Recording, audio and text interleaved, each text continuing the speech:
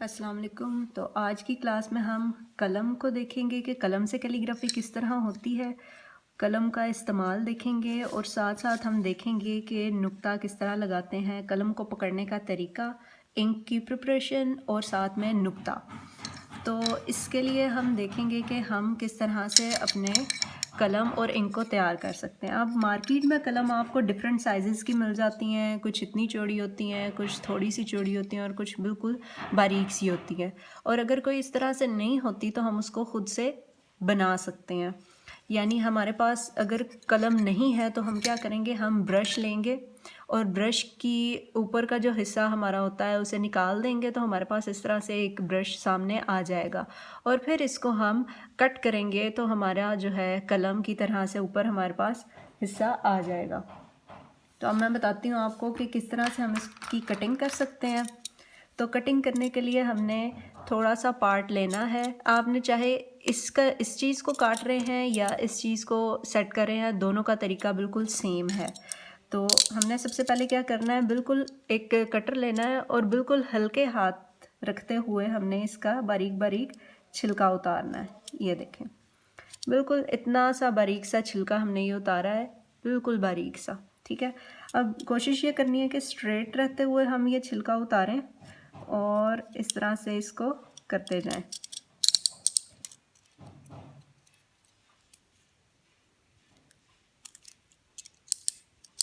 बहुत एहतियात के साथ करना है।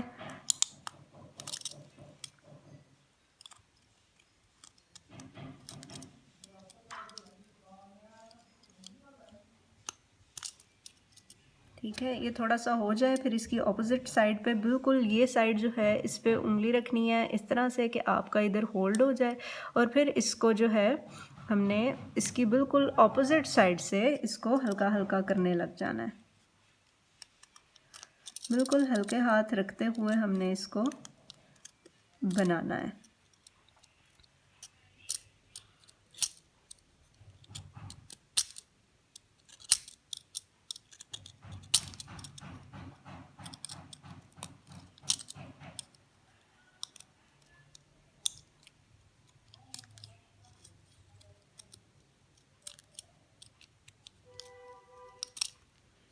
फिर उल्टा करना है और दूसरी साइड से इसको बारीक करने लग जाना है।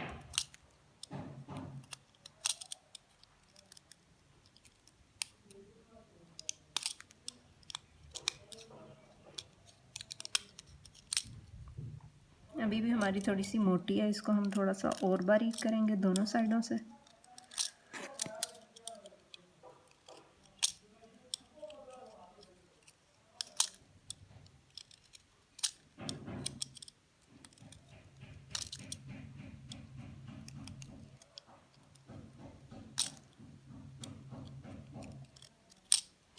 बिल्कुल एहतियात के साथ करना है। अगर बच्चे ये वीडियो देख रहे हैं तो वो काइंडली किसी बड़े के साथ सामने बड़े के साथ मिलकर जो है उनकी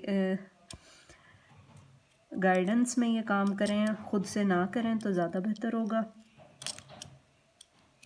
अच्छा, तो ये हमने बिल्कुल इतना सा बारीक कर दिया है इस चीज़ को।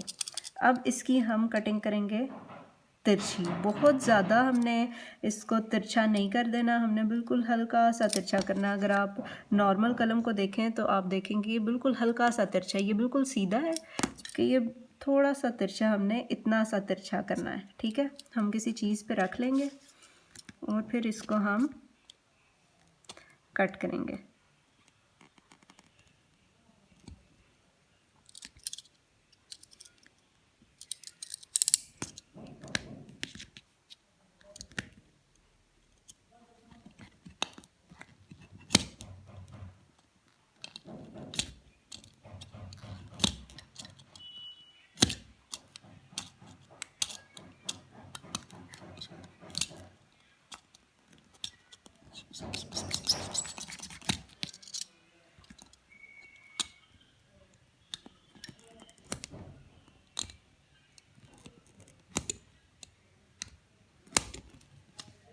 इस तरह से हमारे पास कट हो जाएगी और ज़रूरत पड़ने पर हम इसे थोड़ा सा मज़ीद बारीक कर सकते हैं।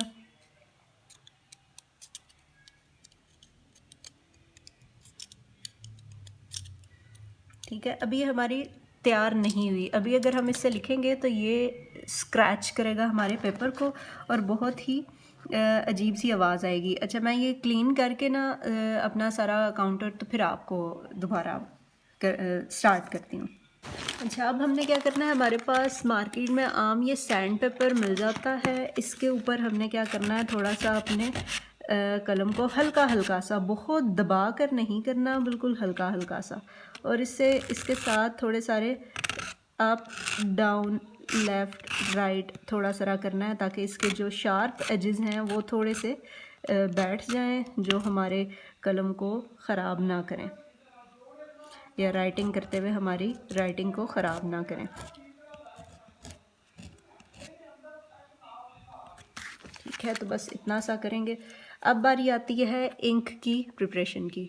आपके पास दो तरीके हैं। आपने डायरेक्ट इंक को कभी भी डायरेक्ट इंक को कलम को डिप करके नहीं इस्तेमाल करना। आपने क्या करना है, यहाँ सिंपल थोड़ा सा फोम ले लें।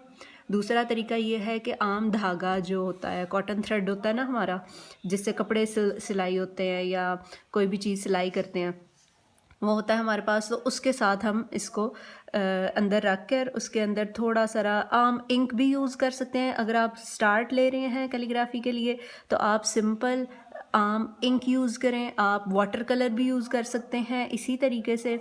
और तीसरी चीज़, आप हमें मार्केट में मिल जाती हैं कैलीग्राफी के लिए इंक्स, वो भी यूज़ कर सकते हैं ड्रॉपर की मदद से डालकर इसके अंदर, और इसको बिल्कुल हल्का सा, इतना ज़्यादा ना हो कि हमारा बिल्कुल पानी निकल रहा है और इतना भी ना हो कि हमारा बिल्कुल सूखा सूखा रह जाए।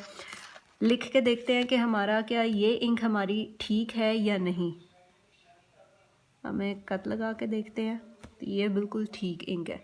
ठीक है, आपने इसी तरह ही डिफरेंट लगा के देखने हैं कट लगाने का तरीका। अब नेक्स्ट चीज़, हम इंक की तैयारी देख लिया, अब हम देखते हैं कट किस तरह लगाते हैं। इंक के लिए एक और इम्पॉर्टेंट बात यह है कि अगर आपने इंक रखी है तो इसको काफ़ी दिन इस्तेमाल नहीं किया है, दोबारा इस्तेमाल करना है, इसमें इंक डालने की बजाय आप एक आध कतरा पानी का डाल सकते हैं।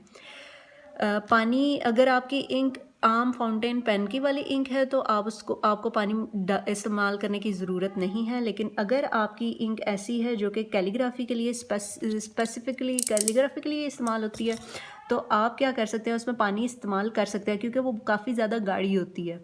तो मैं ये फाउंटेन पेन की इंक यूज़ कर रही हूँ ताकि सबके लिए आसान हो जो लेना। मैं उस चीज़ से आप लोगों को काम करके दिखाऊँगी। तो सिंपल हमने सबसे पहले देखना है कि कट किस तरह लगाते हैं। तो कट लगाते हैं हमने एक और चीज़ जो मैं भूल रही हूँ बताना, वो होती है आर्ट शीट। कलम से काम करने के लिए हमने ग्लॉसी आर्ट शीट का इस्तेमाल करना है। ये शीट जो होती है प्लेन, आम पेपर हमारा ये ज़रा खुरदरा सा होता है और ये पेपर बिल्कुल प्लेन पेपर, ग्लॉसी सा पेपर होता है। इसके ऊपर हम प्रैक्टिस करते हैं अपने कलम के साथ, क्या नाम लेते हैं, अपने कलम के साथ चीज़ों की। तो हमने सबसे पहले कोशिश ये करनी है कि हम ये वाला जो है पेपर लें। अगर हम सिंपल पेपर लेते हैं उसके ऊपर ये इंक जल्दी सूख जाती है, तो उसके लिए ज़रूरी होता है कि जब भी प्रैक्टिस करें तो हम आर्ट शीट यानी ग्लॉसी आर्ट शीट के ऊपर करें। मार्केट में ग्लॉसी आर्ट शीट के नाम से मिल जाती है, तो हम कोशिश ये करेंगे कि हम इसके साथ काम करें। तो कट लगाने का तरीका क्या है कि एक ये वर्टिकल लाइन होती है और ये हॉरिजॉन्टल लाइन होती है। ठीक है, हमने क्या करना है, जब भी कट लगाना है, कट का ऊपर का पॉइंट और नीचे का पॉइंट हमारा इस लाइन के ऊपर आना चाहिए। यानी स्टार्ट हम इस तरह लें कि हमारा ऊपर और नीचे इस तरह। ये अब गलत एग्जाम्पल है, मैंने जानबूझ के लिखी है ताकि आप लोगों को अंदाज़ा हो कि गलत और ठीक क्या है। ठीक है, अब ये हमारा पहला और आखिरी पॉइंट आ गया। अब दूसरी चीज़ क्या होती है, हमारा लेफ़्ट और राइट पॉइंट भी हमारा इसके ऊपर ही आना चाहिए। यानी हम क्या करते हैं, हम ये हम पॉइंट लेके आते हैं। अब ये हमारे कट शुमार नहीं होंगे, क्यों? क्योंकि हमने अप डाउन को देख लिया, लेफ़्ट राइट को अलग अलग देख लिया, लेकिन हमने इकट्ठा नहीं देखा। इकट्ठा देखेंगे तो किस तरह से होगा हमारा। ये मैं वही कलम इस्तेमाल कर रही हूँ जो मैंने आपके सामने बनाई है। मैं दूसरी कलम के साथ, असली कलम के साथ भी आप लोगों को लिखना बताती हूँ। अब देखा जाए तो हमारे चारों जो कोने हैं ना कट के, वो हमारे इस सारे के चारों लाइंस के साथ मिलने चाहिए। इस तरह से बनाना है और हम इसको 45 डिग्री के एंगल पे रखते हैं। ठीक है, अगर ये हम लाइन लगाएं तो इसके सेंटर की लाइन ये 90 डिग्री की होती है, ये 0 की होती है और ये 45 डिग्री की होती है। ठीक है, तो हमारा कलम 45 डिग्री के एंगल पर होगा और हम इसको चारों कोनों को एक साथ लिखेंगे तो ये हमारा कत लग जाएगा। ठीक है, पहले इसकी प्रैक्टिस नहीं करनी, पहले इसकी प्रैक्टिस करनी है। आपको दिखाने के लिए था कि अगर हम इस तरह लिख रहे हैं तो क्या होगा। अब दूसरी चीज़ जो सबसे इम्पॉर्टेंट है वो इस तरह से है कि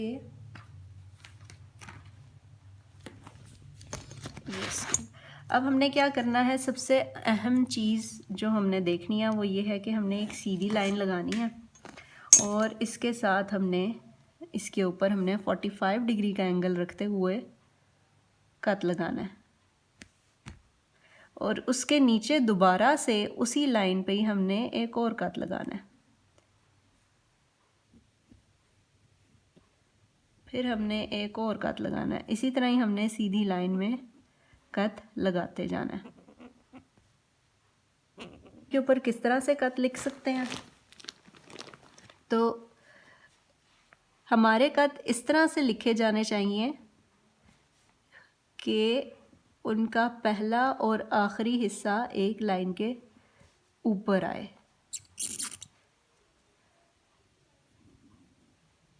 प्रैक्टिस करनी है नकात की तो वो हमने जब भी वर्टिकल और हॉरिजॉन्टल हम लाइन के ऊपर लगाकर फिर करके प्रैक्टिस करते हैं। ये हमने इंक ले ली और हम इसको उसी तरह ही 45 डिग्री का एंगल रखेंगे और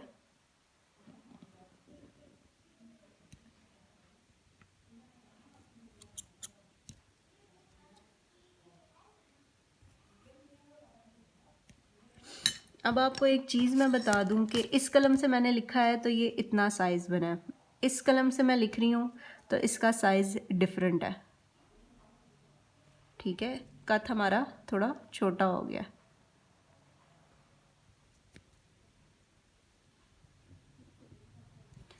ये दो कलम हो गई और तीसरी कलम ये जो बिल्कुल छोटा साइज़ है मैं इससे करके दिखाती हूँ कि इससे करने से कितना सा हमारे पास आता है।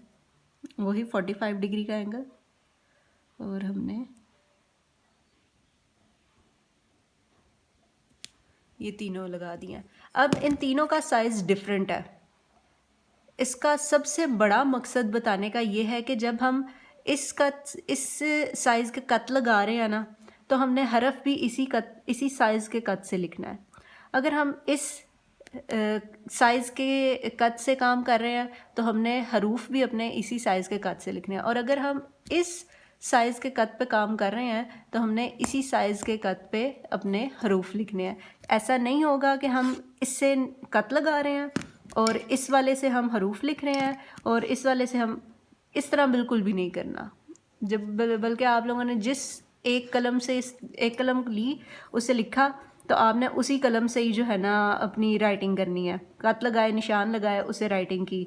फिर आपका दिल किया मैं ज़रा बड़ा साइज़ लूँ, फिर इससे करके मैयर दोबारा आपने इसी से ही करना है। ठीक है, कद लगाने का मकसद क्या है? कद लगाने का और सीखने का मकसद ये है कि हमारे हरूफ होते हैं वो वर्टिकली और हॉरिजॉन्टली हमने मैयर करने होते हैं।